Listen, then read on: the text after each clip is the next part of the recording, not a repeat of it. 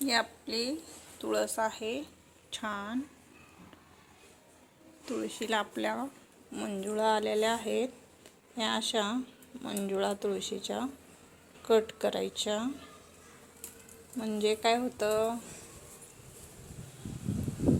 जास्त आपली तुळस छान अशी सुंदर फुटते. त्याच्यामुळे ह्या मंजुळा असं काढून घ्यायच्या.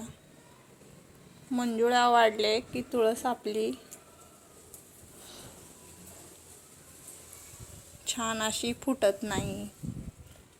मग अशा आपण मंजुळा काढून घेतल्या की छान अशी सुंदर फुटते. त्याच्यामुळे त्याच्या मंजुळा काढून घ्यायच्या तुळशीच्या. आता आपल्याला तुळशीचे खुरपून घ्यायचं आहे. त्याच्यामुळे खुरपून आपल्याला ह्याला वर्मी कंपोस्ट द्यायचं आहे.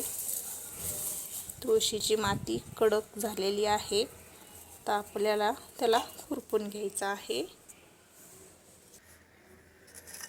खुरपून घेतलं ना की माती छान अशी मोकळी होते. त्याच्यामुळे असं खुरपून घ्यायचं. खूपच माती कडक झालेली आहे.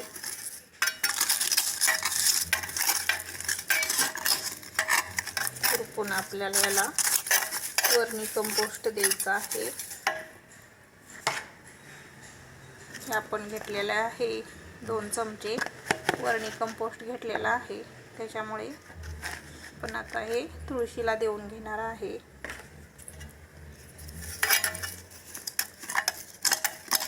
भरपूर दिवस आपण तुळशीला खत नाही घातलेला, त्याच्यामुळे आता खुरपून घेऊन खत घालून घेतलं म्हणजे छान अशी तुळस आपली फुटेल.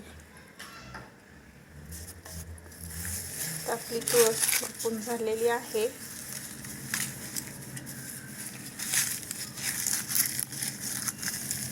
हे फुलं होते, पण तुळशीला फुलं घातलेले हे फुलं आहेत.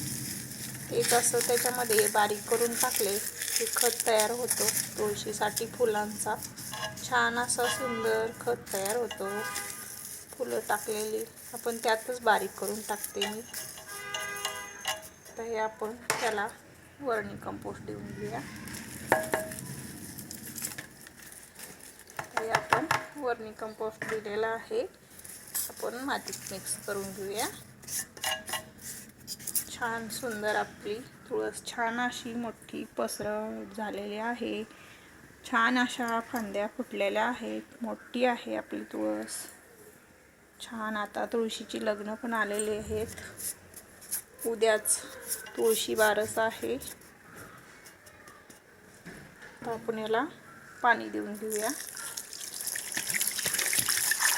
मस्त छान असं आपण पाणी दिलेलं आहे खत घालून. मस्त छान असं तर आपली तुळस छान अशी सुंदर फुटेल छान.